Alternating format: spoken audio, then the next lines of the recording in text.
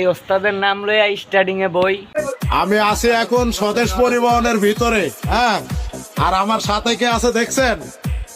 এই যে দেখেন সাজ্জাদ ভাই, মোটর শ্রমিক একতা ঐক্য বাংলাদেশ সংগঠনের হিট একটা সদস্য সাজ্জাদ ভাই। উনি স্বদেশ পরিবহন চালক, একজন দক্ষ পরিবহন চালক।